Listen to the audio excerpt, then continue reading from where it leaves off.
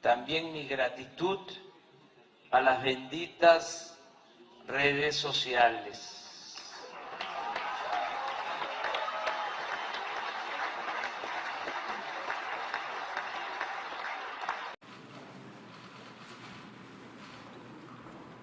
Buenos días. Buenos días, presidente. Bueno, pues hoy vamos a visitar Tabasco, vamos a conmemorar los 500 años de la batalla de Cintla o Centla. Es la primera batalla, el primer enfrentamiento de españoles encabezados por Hernán Cortés y los pobladores originarios mayas chontales de esa región. Vamos a hablar de este tema porque en el 2021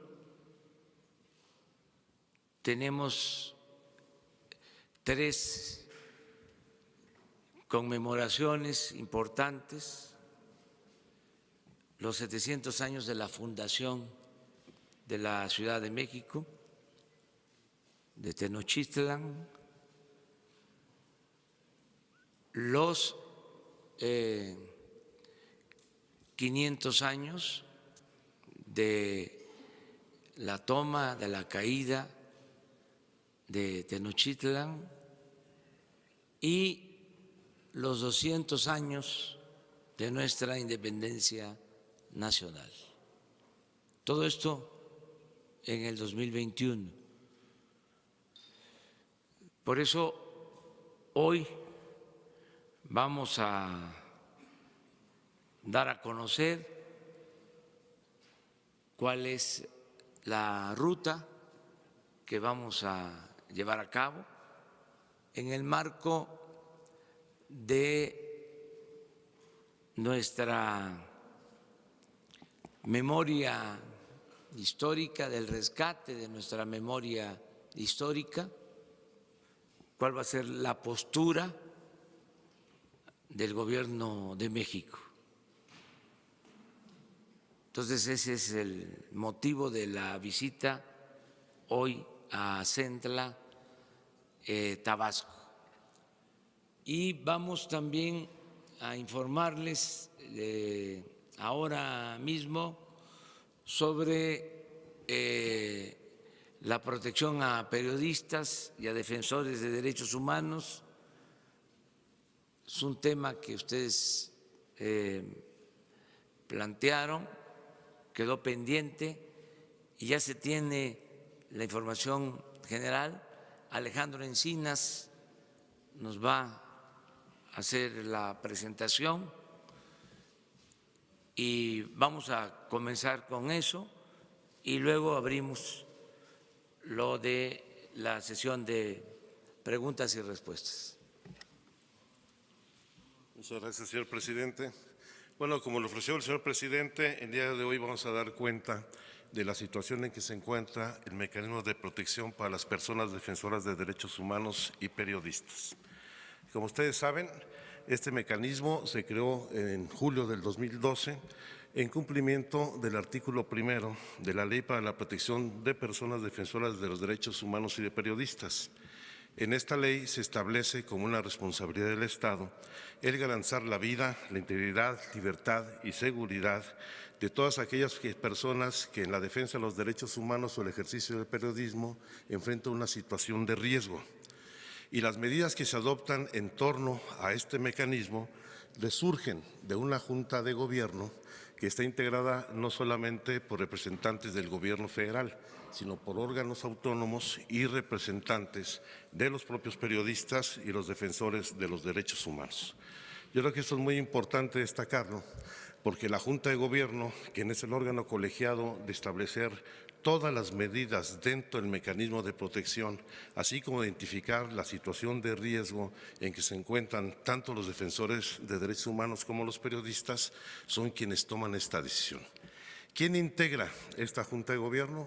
Son fundamentalmente 9 representantes, 3 del Gobierno federal, la Secretaría de Gobernación, la Secretaría de Seguridad y Protección Ciudadana y la Secretaría de Relaciones Exteriores. 2 órganos con autonomía constitucional, que son la Fiscalía General de la República y la Comisión Nacional de Derechos Humanos, y 4 representantes del Consejo Consultivo, que por lo general son 2 representantes de periodistas, 2 representantes de los defensores de derechos humanos. Más aún, el Consejo Consultivo Ciudadano se integra por un presidente, 4 defensores de derechos humanos y 4 periodistas.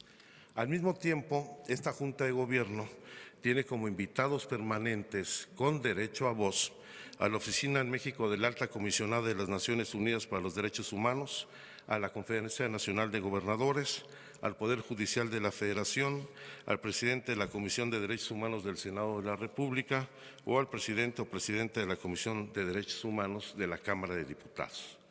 ¿Cuáles son las medidas que adopta del mecanismo de protección? Son de 3 tipos.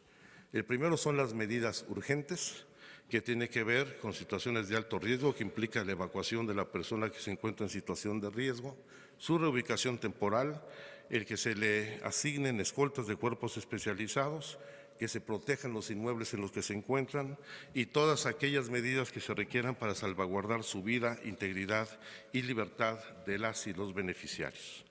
El segundo tipo de medidas de protección son las vinculadas a cuestiones tecnológicas y físicas, que va desde la entrega de botones de asistencia con aplicación de localización, equipo celular, radio o telefonía satelital, la instalación de cámaras, cerraduras, luces, otras medidas de seguridad en las instalaciones donde laboren o donde estén viviendo, que se les otorguen chalecos antibalas, detector de metales, automóviles y todas aquellas que se requieran para salvaguardar su integridad. Y un tercer tipo de medidas son las medidas de carácter preventivo, que tiene que ver con tareas de difusión y capacitación sobre la importancia del trabajo de las personas defensoras de derechos humanos y periodistas, la publicación de instructivos, manuales, cursos de autoprotección, la creación de conciencia pública sobre la importancia de los derechos humanos y del ejercicio de la actividad periodística, el ejercicio del derecho a la libertad de expresión y todas las que se requieran. ¿Cuál es la situación en estos momentos? Desde que llegamos al gobierno, tenemos al llegar al gobierno 790 personas bajo el mecanismo de protección, 498 defensores de derechos humanos que representan el 63% y 292 periodistas que representan el 37% de las personas sujetas al mecanismo de protección, concentrándose particularmente en 10 entidades, donde está el 62% de los beneficiarios, destacando la Ciudad de México con cerca del 17%, Veracruz con el 9.6% y Guerrero con cerca del 9%. ¿Qué situación estamos enfrentando dentro de la operación e implementación del mecanismo? Hay que asumir que lamentablemente, y esto lo hemos discutido al seno de la Junta de Gobierno y con los beneficiarios, más aún, la semana pasada tuvimos una reunión para analizar en particular esta situación en el estado de Chihuahua para ver todos los planes para atender situaciones de contingencia. Se detecta que el mecanismo tiene medidas fundamentalmente reactivas. No se atiende la parte preventiva, no solo de quienes están sujetos al mecanismo de protección, sino de los periodistas o los defensores en general. En estos momentos estamos analizando distintos instrumentos que nos permitan, a partir del análisis de redes abiertas, de fuentes abiertas de información, identificar cuando se vaya a generar una situación de riesgo a cualquier periodista o defensor de derechos humanos sin necesidad de que forme parte del mecanismo de protección. Y también hay que evitar las medidas de carácter burocrático y fortalecer en la medida de lo posible las medidas de prevención cuando no se atiende en la situación de riesgo. Otro problema de los que hemos detectado es que existe una empresa privada que es la encargada de toda la aplicación de los mecanismos que se designan a cada uno de las personas que están sujetas a la protección y que reporta deficiencias en la operación, particularmente en sus equipos tecnológicos y en su personal. Ustedes recordarán, ha habido un presupuesto asignado que ha sido insuficiente, todavía a finales de la administración anterior. Incluso en el periodo de transición tuvimos que intervenir para que hubiera una ampliación de 75 millones de pesos para poder garantizar no solamente el cierre del año, sino el inicio de operaciones en el mes de enero, por lo menos, lo cual se logró.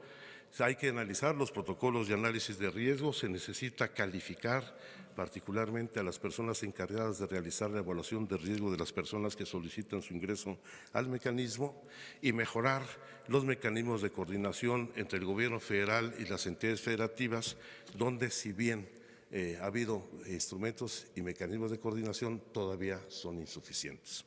Voy a ponerles un ejemplo, uno de los más cuestionados, de la situación que guardan algunas de las medidas y particularmente tiene que ver con el uso de los 792 botones de asistencia que actualmente se encuentran activos para periodistas y defensores de derechos humanos, donde, como pueden ver, de los 792 botones, 209 de los usuarios tienen apagado durante más de 150 días al año el botón.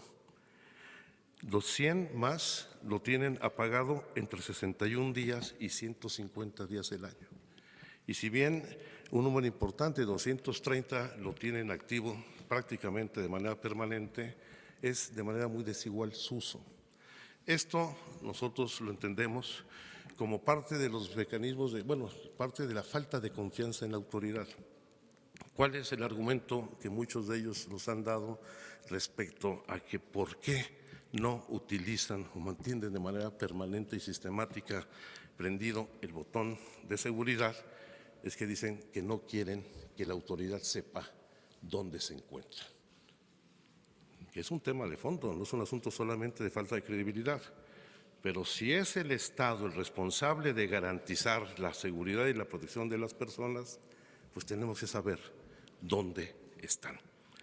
Y son de los temas que tendremos que analizar, porque las personas sujetas a los mecanismos de protección, ya sea individual o colectivos, también deben de cumplir normas de autoprotección que nos permitan garantizar la protección del Estado, pero que ellos mismos coadyuven en su propia protección. Pongo este ejemplo que quizás es uno de los más sensibles, en donde además de las fallas que existen en la instrumentación de este sistema, donde se pierde la señal, donde no hay georreferenciación, donde no hay respuesta inmediata en ocasiones a la situación de emergencia por parte de la empresa encargada de prestar este servicio, también existe esta falta de confianza y el no uso de una de las medidas de protección que tienen la mayor implantación dentro del mecanismo. ¿Qué estamos haciendo en estos momentos en la revisión general del mecanismo? En primer lugar, se está llevando a cabo una auditoría por parte de la Auditoría Superior de la Federación al fideicomiso que maneja los recursos de este mecanismo. Se está realizando una evaluación externa por parte de las oficinas en México de la Alta Comisionada de las Naciones Unidas sobre Derechos Humanos y se está realizando la conducción de la Junta de Gobierno para que se pueda hacer una evaluación conjunta con todos los beneficiarios y este primer documento estará concluido en el mes de abril, la evaluación de la Junta de Gobierno junto con los usuarios. Está en proceso también el reemplazo de las escoltas privadas de los beneficiarios por escoltas capacitadas por la Policía Federal Preventiva, aunque hace unos momentos en la reunión que acabamos de terminar del Gabinete de Seguridad, el Presidente de la República ha instruido para que también el área de protección a funcionarios de la Secretaría de Defensa Nacional coadyuve para resolver esa situación de la mejor manera. Al mismo tiempo, por lo delicado que importante de estos servicios de protección a la vida e integridad de los usuarios, los beneficiarios del mecanismo, vamos a mantener, en tanto no esté resuelto todos los mecanismos de protección, no vamos a poner en riesgo absolutamente a nadie. Vamos a mantener los servicios de la empresa, pero bajo un mecanismo de control y fiscalización mucho más directo. Estaremos interviniendo en el seguimiento de la empresa, pero con toda seguridad en el momento en que asumamos esto como debe de ser una responsabilidad del Estado, que no puede delegarse a un particular, sino que tiene que ser directamente el Estado, haremos un replanteamiento de todo, lo cual nos implicará incluso un ahorro por lo menos del 15%, más de 30 millones de pesos que actualmente se canalizan a una empresa particular. De la misma manera, se están reforzando los mecanismos de cooperación entre los órganos locales y el federal. Vamos a dar un paso importante. Hoy estuvo la jefa de gobierno en la reunión de gabinete, particularmente con el mecanismo de protección en la Ciudad de México y el mecanismo federal, más aún cuando aquí se concentra el mayor número de periodistas y defensores de derechos humanos que están sujetos dentro del mecanismo. Y en el caso específico de los periodistas, lo que buscamos es involucrar directamente a los dueños de los medios de comunicación en la corresponsabilidad para garantizar la integridad y la seguridad de sus trabajadores, donde lamentablemente cuando se presenta una situación de riesgo, pues no solamente los despiden, no los vuelven a contratar, sino que incluso parece que se boletinan y se estigmatiza a muchos de los periodistas que, cumpliendo con su responsabilidad, se ven obligados a emigrar del lugar donde desempeñan sus labores. Y finalmente, por supuesto, vamos a promover una mayor cooperación internacional para favorecer la operación del mecanismo. En eso estamos trabajando con la Agencia de los Estados Unidos para el Desarrollo Internacional, lo que es USAID. Estamos trabajando con la Unión Europea, con la Embajada Británica, con las distintas agencias de la Organización de Naciones Unidas y en particular con los mecanismos de protección a defensores de derechos humanos en Colombia, Honduras y Guatemala. Y con toda seguridad, en la medida que se ha venido incrementando a cerca de 20% más el número de solicitudes para incorporar este mecanismo tanto a defensores de derechos humanos como a periodistas, se va a requerir de un incremento presupuestal que pretendemos cubrir de manera muy importante con la eliminación del contrato, que es oneroso y que con ello tendremos recursos suficientes para la protección. Lamentablemente, desde el 1 de diciembre al día de hoy, hemos tenido pues, la pérdida de vidas de periodistas y defensores de derechos humanos. En el caso específico de los periodistas, tenemos registrados 6 homicidios a partir del 1 de diciembre, de los cuales solamente una de las personas, el caso de Rafael Murúa Manríquez en Baja California Sur, estaba bajo la protección del mecanismo. Los otros 5 no estaban dentro de la protección del mecanismo y de estos 6 casos, 4 ya fueron identificados y detenidos los presuntos responsables del homicidio. Y en el caso de defensores de derechos humanos, creo que esa lámina sí está, porque no la habían incorporado en la presentación, ya está. Tenemos 9, lamentablemente 9 decesos, de los cuales solamente se han esclarecido 2. En particular, el caso de Sinar Corzo en Arriaga, Chiapas. Incluso el Congreso local ya promovió el desafuero del presidente municipal de Arriaga. En el caso de Samir Flores en Amicingo, se tienen identificados a 3 agresores, pero falta ir a concretar la identificación de los autores intelectuales, y de los otros 7 está en proceso de la investigación sin que hasta ahora se hayan detenido a todos los responsables materiales e intelectuales. También se hace el seguimiento de periodistas que han sufrido algún tipo de agresión. Los más recientes, el de Jesús Hilal Moreno, director del portal de noticias Evidencias en Juchitán, Oaxaca, y el caso de Miguel Vadillo, director de Contralínea, que fue allanado su domicilio el pasado 23 de marzo.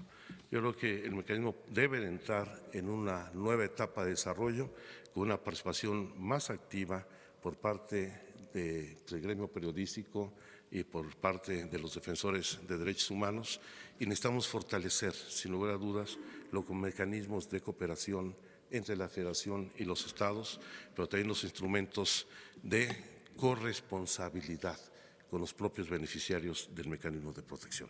Es cuanto, señor presidente.